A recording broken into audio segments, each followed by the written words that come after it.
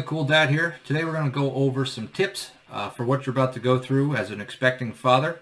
I'm going to go over a few things, some routines, some different things that really helped me along the way and that kind of picked up and have helped me kind of get through it. So hang on and hope you enjoy the video. Thanks, guys. This one is fun. It's going to be researching products. So single thing we needed on our registry, I researched relentlessly. I was looking up all hours of the night, like, oh, what kind of stroller should I get? Look at different reviews, different brands, pros and cons, budget points. What can you afford? And basically, that's what it comes down to. You can go all out and spend a $1,500 stroller. Believe it or not, they make them. Or you can get a $79 one, and it'll work just fine. But find what works for your budget, what works for your needs. And price it up, come up with a budget, because that's going to be big, and research the products that fit within it. So come up with a really cheap option, really expensive option, middle option, and then kind of play around with it and see what fits in your budget. So for instance, our budget was like $3,500 for everything out the door: nursery, stroller, car seat, bottles, clothing, everything, Mamaroo. And then basically we said, what are essential products that we have to spend X amount of dollars on? What can we skimp on? And what we ended up going with was cheap clothing, which leads into my next tip, is going to be buy cheap clothing. This is going to be essential. You don't need to go to Gap or Banana Republic or whatever and spend $45 on a sweater. My wife and I have had great results at yard sales, secondhand stores. You could buy 10 onesies, for example. Sometimes they have sales for 10 for a dollar each, 10 for $2 each. Spend $20, get 10 pieces of clothing versus one item or two items for $30 or $20, whatever, at Carter's or Gap. So price it up, unless you're lavishly wealthy, in which case have a great time, and I wish I was you. But don't waste money on the clothes. They're going to puke on them, poop on them. It's just, and by the time you figure out that what they like, they outgrow it and you need to get a new size. So don't spend too much money. Let people gift it to you or go to the secondhand stores for the clothes. Do not expect to be perfect. That is the biggest thing, the biggest help I think that I've had when somebody told me, don't be perfect, or don't expect to be perfect. You're going to fail, you're going to mess up, but you know what? You learn. And so you learn exactly from failing, and, oh, this didn't work, maybe we'll try this, and then by the end of it, for in my case, 3 years later, we have 2 kids, I feel like I've got a pretty good handle on it. I know, oh, he's crying, either he's hungry, he has to change his diaper, or he's wants to go to sleep. So different things happen. You learn kind of the different tells, the different types of cries. You're going to fail. You're going to laugh about it, and then you move on. But it's part of being a parent. You get destroyed, but you make it through, and then you laugh about it at the end, have a beer, figure it out, and then go from there. And then you just say, bring it on. But every time you say bring it on, something worse comes on. Find time to still do things with your girl. Make sure that if you guys went on a date multiple times, hire a babysitter, have family come over. Keep your relationship strong, because if you don't keep your relationship, it's just going to be like 2 people that are babysitting the same kid, and you're not even going to talk anymore, and you're not going to have that personal relationship that you enjoy. So my wife, we like to make sure we have a date night every couple of weeks. We just go, we talk about life, how are you doing? Check it. You don't have a kid screaming at you. You could actually unwind. Okay, we're doing good. Oh, this happened at work. Oh my God, you never told me. It's just, you reconnect.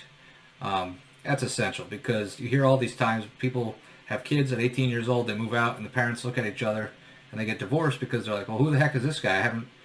I don't talk to them for anything related to not being a kid. So it's good to just keep your relationship strong and make sure you guys are on the same page throughout. Good communication.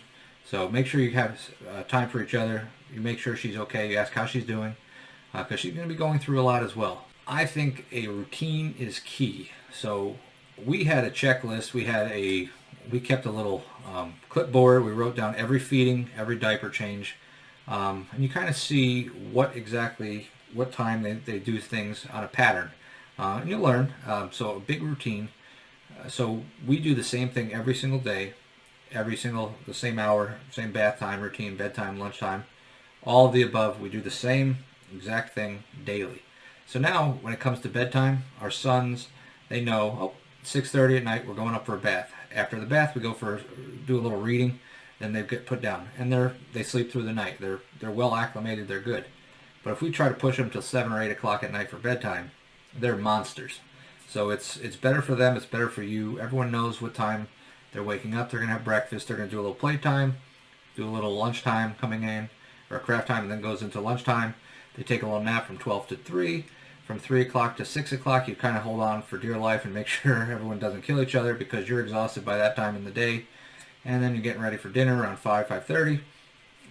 6 o'clock, 6:30, you bring them up for a bath, and that's kind of our routine. It works for us.